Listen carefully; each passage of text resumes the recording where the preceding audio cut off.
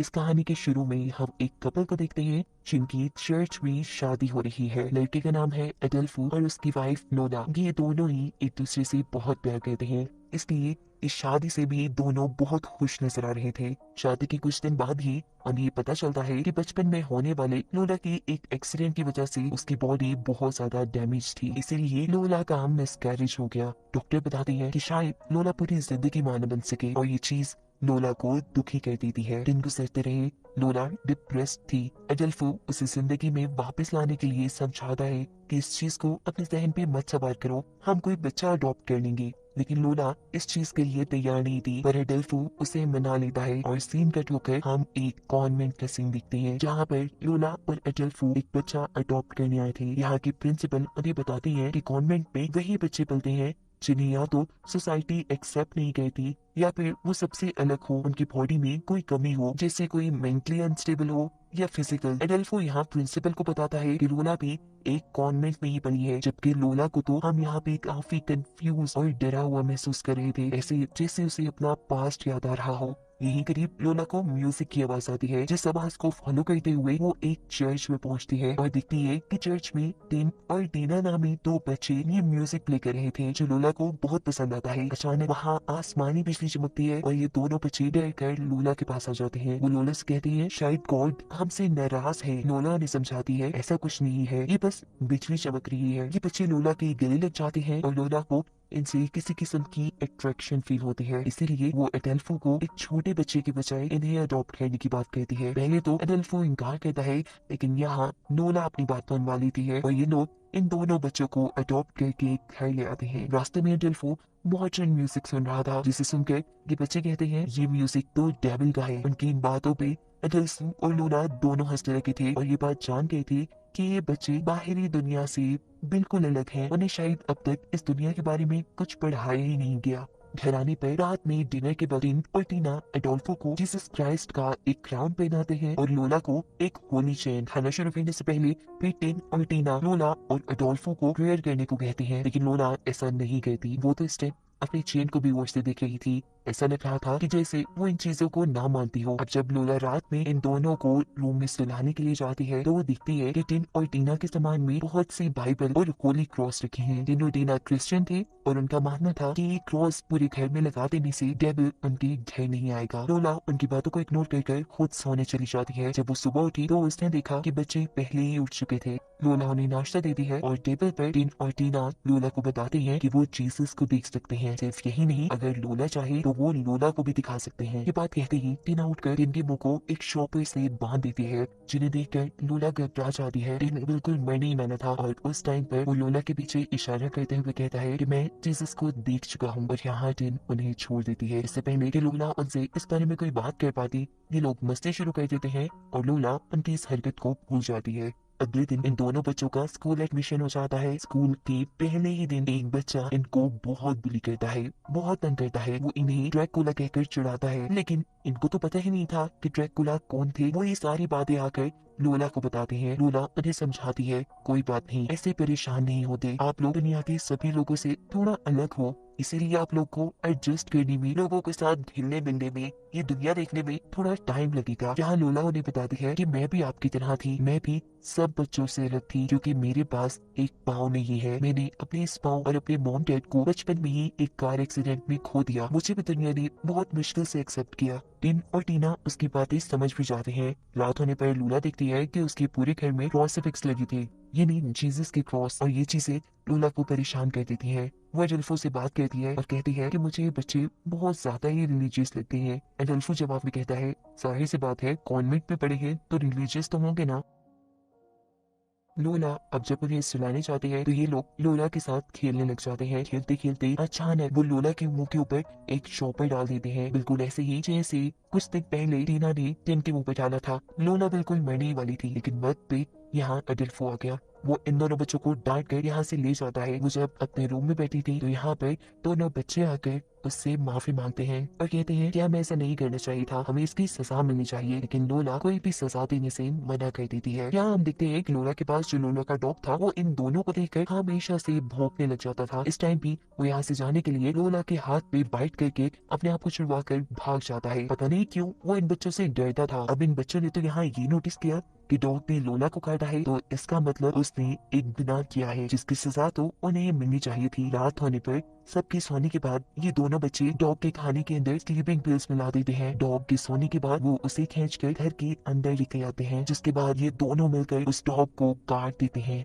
उसका दिल बाहर निकाल कर वो उसके दिल को साफ करते हैं और फिर दिल वापस अंदर रखकर उसे दोबारा सिलाई कर देते हैं। जिसके बाद उन्होंने इस डॉग को उठाने की बहुत कोशिश की, लेकिन ये डॉग उठा ही नहीं। इनके मुताबिक कि इन्होंने ऐसा करके डॉग के दिल को प्योर कर दिया था। सुबह जब लोला की आंख खुली तो उसे अपना डॉग कहीं नहीं नजर आया। वो जब लॉन्च में आई तो उसने डॉग को इतनी अजीब हालत में पाया। यहाँ बच्चे बड़ी मासूमियत से उसे कहते हैं कि हम इसे उठाने की कोशिश कर रहे हैं और ये उठ ही नहीं रहा। टिन और टीना को भी अपनी गलती का एहसास हो चुका था और उन्हें ये भी पता चल गया था कि अडल्फो और लोला उनसे नाराज है, इसलिए वो दोनों से माफी मांगते हैं। लोला शायद उन्हें माफ करने के लिए तैयार नहीं थी। अब अडल्फो ने समझाता है, लोला देखो वो बच्चे हैं, उनको सही गलत सिखाना हमारा काम है, अभी के लिए तो उन्हें माफ कर दो।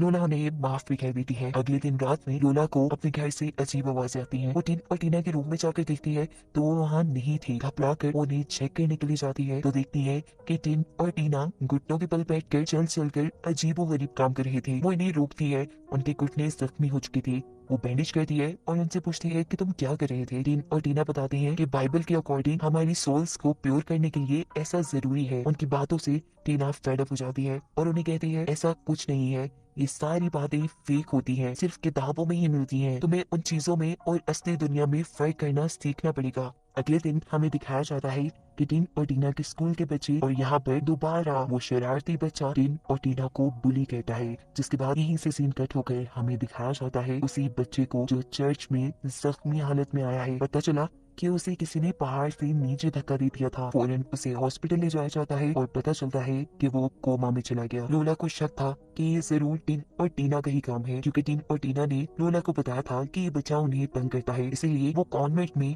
प्रिंसिपल से मिलने जाती है, ये कंफर्म करने के लिए कि यहाँ कॉन्वेंट में कभी टिन और टीना ने किसी बच्चे को इतना नुकसान पहुंचाया। प्रिंसिपल उसे कहती है नहीं, ऐसा तो कुछ नहीं हुआ। जिसके बाद लोला घर आ जाती है। घर आने पे अजीब तरह से उसकी तबीयत खराब हो रही थी, उसे चक्कर आ रहे थे। डॉक्टर के पास आने पे पता चलता है कि वो प्रेग्नेंट हो गई है। इतनी बड़ी खुशी उसे मिल जाएगी उसे यकीन ही नहीं था। लोला के साथ साथ एडल्फो भी बहुत खुश था। उसकी जिंदगी ने जैसे एक नया मोड़ ले लिया था। अब वो खुश रहने लगी थी और टिन और टीना भी उसे ज्यादा तंग नहीं करते थे। काफी वक्त ऐसे ही गुजर जाता है और एक दिन लोला को टिन और टीना की बाइबल में से 2 ड्राइंग्स मिलती है। एक ड्राइंग में उन्होंने ड्रॉ किया था कि उन्होंने लोला के डॉग के साथ क्या किया, और दूसरी ड्राइंग में उन्होंने उस शरारती बच्चे को पहाड़ से गिरते हुए ड्रॉ किया था। और इस बात से लोला को कंफर्म हो गया था कि उस बच्चे के साथ जो भी हुआ है उसके पीछे टिन और टीना है। वो उस बच्चे की मॉम को फोन करके उनसे उस बच्चे के बारे में पूछती है तो पता चलता है कि वो बच्चा मर गया है, जो सुन लोला को बहुत बड़ा धचका लगता है। इसके बाद वो टिन और टीना की सारी रिलीजियस चीजों को एक बॉक्स में बंद कर देती है और कहती है कि आज के बाद यहाँ रिलीजन से मुतालिक कोई बात नहीं होगी। इसके बाद वो सोने चली गई। सुबह उठी तो उसने देखा कि उसके सारे बाल कटे हुए थे और वो ये बात जानती थी कि ये काम भी टिन और टीना ने किया है। लोला अब इन दोनों बच्चों से डरने लगी थी। वो डोल्फो को भी छुट्टियां लेकर उसी के साथ रहने को कहती है, क्योंकि उसकी कंडीशन भी ठीक नहीं। लेकिन यहाँ पे डोल्फो से कहता है तुम ज्यादा ही सोच रही हो, ये भी तो हो सकता है कि तुम्हारे जो बाल झड़े हैं ये प्रेगनेंसी की वजह से हो। वो अब लोला के साथ साथ टिन और टीना को भी समझाता है कि तुम्हें एक दूसरे की केयर करनी होगी, तुम लोग ही फैमिली हो, एक दूसरे का सहारा हो। ये समझाने के बाद वो घर से चला जाता है। अगले दिन जब लोला की आंख खुलती है तो उसने देखा कि उसके दोनों हाथों को पेट से बांध दिया गया था और टीना जबरदस्ती उसे दूध पिलाने की कोशिश कर रही थी। जब लोला ये दूध नहीं पीती तो टिन एक इंजेक्शन में दूध भर के लोला के पेट में इंजेक्शन लगाने लगता है।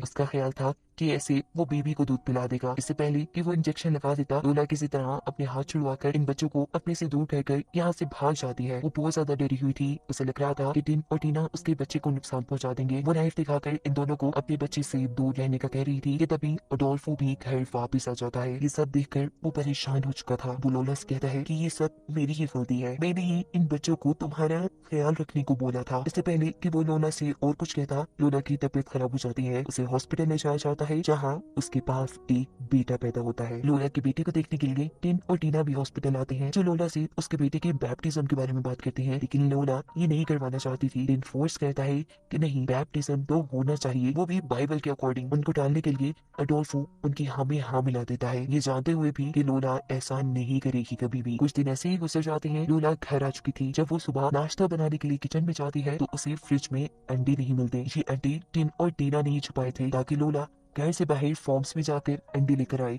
जब वो फॉर्म में अंडे लेने के लिए जाती है तो टिन और टीना उसके बेटे को उसके कमरे से उठा लेते हैं। असल में वो इस बच्चे का बैप्टिज्म करना चाह रहे थे। पूल साइड पे ले जाकर वो इस बच्चे को उल्टा करके पानी में डुबा देते हैं। ऐसा करने से ये बच्चा मर भी जाता, लेकिन वक्त पे यहाँ लोला आकर उसे पानी से निकाल लेती है, उसे बचा लेती है। लोला इन दोनों से तंग आ चुकी थी और अब वो इन दोनों को वापस कॉन्वेंट में छोड़ देती है, जिसके बाद रात के डिनर साथ भी करते हैं। और यहाँ लोला अडोल्फो से कहती है कि वो भी जॉब करना चाहती है, इसीलिए अडोल्फो को भी घर की जिम्मेदारियों में हाथ बटाना होगा। यहाँ उनकी थोड़ी नोक झोंक हो जाती है। घर आने पर अडोल्फो नोटिस करता है कि लोला अपसेट है। वो उसे अपसेट नहीं देख सकता था क्योंकि वो उसे बहुत प्यार करता था। वो उसे कहता है तुम परेशान ना हो, मैं सब सीख लूंगा और अपने बेटे का भी ख्याल रखूंगा। ये कहने के बाद अब ये लोग मूवी देखने के लिए जैसे ही टीवी ऑन करते हैं तो उनकी टीवी पे सिग्नल्स नहीं आ रहे थे, जिसे देखने के लिए अडोल्फो छत पे चला जाता है और उसके छत पे जाने के बाद लोला के घर की लाइट्स ब्लिंक करने लग जाती है। और इससे पहले लोला कुछ समझ पाती, लोला को बाहर अजीब सी रोशनी दिखाई देती है। बाहर जाने पर अडोल्फो जल रहा था। अडोल्फो बचने के लिए घर के अंदर भागता है, लेकिन ज्यादा जलने की वजह से वो वहीं मर जाता है। लोला को कुछ समझ नहीं आती। वो सबसे पहले अपने बच्चे को बचाने के लिए